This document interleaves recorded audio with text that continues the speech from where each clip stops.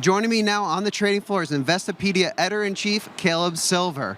Caleb, welcome to the show. Thank you. Good to be here as always. So admittedly, we're seeing a little more red than we normally like to see on those boards around us right now. What are the big drivers on the indexes right now? Well, we've had a really strong bull market, and it's been that way for a very long time. We haven't had a 1% drop until this week for about 10 months. That's not normal, and investors should realize that's just not the way things work in a dynamic market. But we have this normalization of the economy right now, this realization that interest rates are coming down. When interest rates come down, that cuts many different ways. For large cap tech, which has been the drivers of the stock market return so far this year, that means their borrowing costs are changing a little bit. They're going to suffer a little bit more. But the small caps, small mid-cap stocks, until today had been rallying because money's getting cheaper. If they have a lot of debt, that debt becomes cheaper. So you have this sector rotation, and sector rotation is the lifeblood of the market, but so are sell-offs, and we haven't had one until this week in a really long time.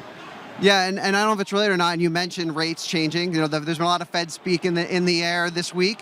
Jerome Powell made some comments on Monday. What are the big takeaways that you're taking from what's coming out from Jerome and the rest of the Fed? The Fed is not going to wait too long to cut rates. When the Fed cuts rates into an economy like the one we have right now, it's usually not a great sign. It's because the economy is slowing, and in fact, GDP is slowing. Unemployment levels are rising. That's all happening right now. So the Fed wants to jumpstart the economy with a cut, but he's indicated they may not wait, maybe not even until September. So investors love to buy the rumor, sell the news. They've been buying stocks in anticipation of this rate cut for a really long time, but maybe we're getting a little selling of the news right now when we realize what the next 6 months are going to look like.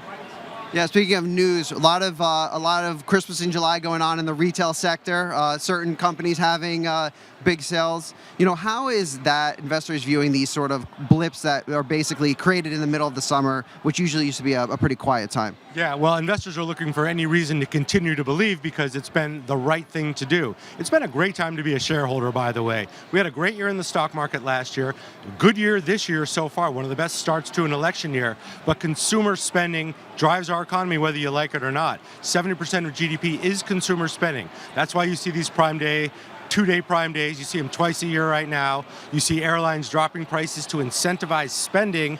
And what we found with consumers are they're sensitive to inflation, but they won't stop spending on experiences and travel. So you're starting to see that continue as well. But we got to watch consumer spending. If that falls off a cliff, you're going to see the economy go into a tailspin. Well, we don't want to hear that, kind of going to tailspin. We're good at spending. We don't like to stop. It's our job. Well, speaking of spending, earnings season, as always, coming around the corner again. You know, what expectations investors have? You know, we're getting a little bit of mixed information, markets up, markets down, rates up, rates down.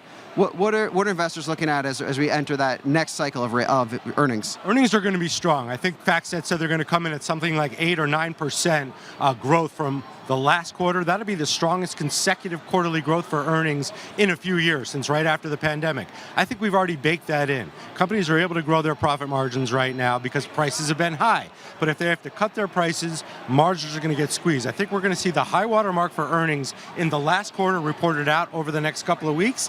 Companies usually like to surprise to the upside. That's the little game we play on Wall Street with public companies around earnings season. Don't expect anything different this time around. But if you slip and if you miss your forecast or if you guide lower, beware, because investors have no patience for companies missing their estimates right now.